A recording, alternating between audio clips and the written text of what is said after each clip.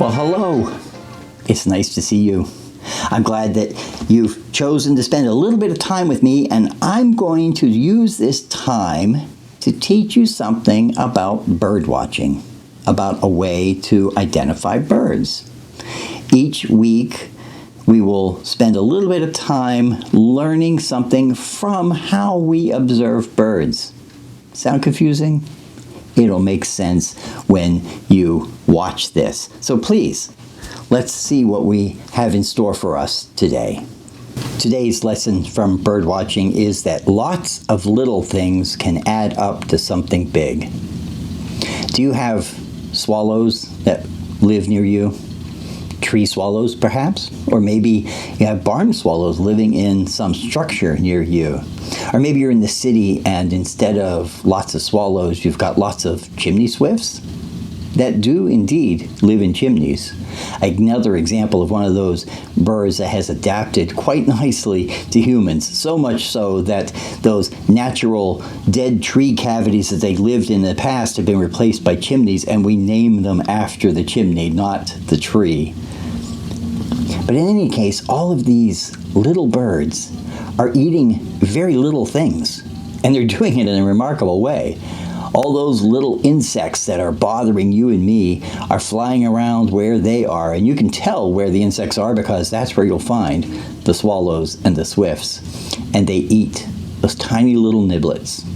Little bite here, little bite there, swallowing whole these little insects. And can you imagine eating a meal of something that small? How many would you have to eat? It's like a bowl of rice. How many kernels of rice are in a bowl? Thankfully, they're all together in one place, already gathered for us. We don't have to go out and eat rice one bit at a time. That would be a lot of work, wouldn't it? Well, that's the work that these birds go through.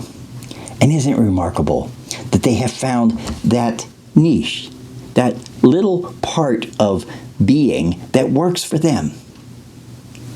Maybe we all can learn that no matter how small the thing is that we're doing, it can add up to something big.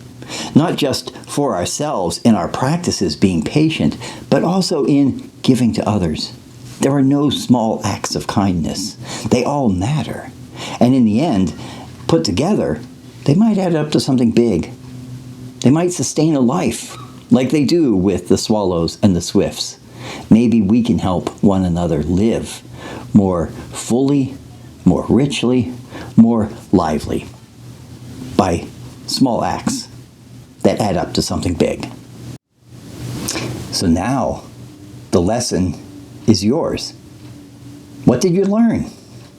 What does it mean to you from what you gathered in our time together? It's going to be different for each and every one of us. That's what learning is like. And I hope that in all of this, you will see that God has created a beautiful, wonderful, spectacular world with all these differences in part, so that you will know that you have a place in it, and all of it can make you feel better. It can make you feel wonderful that the world is so beautiful. So I hope that whatever you learned in this time will be something you can apply, you can practice in your life this week, every week. And maybe you will have something to share that you learn, and I would love to hear it. And others would love to hear it. So as you go from this time, go out and explore. See the world.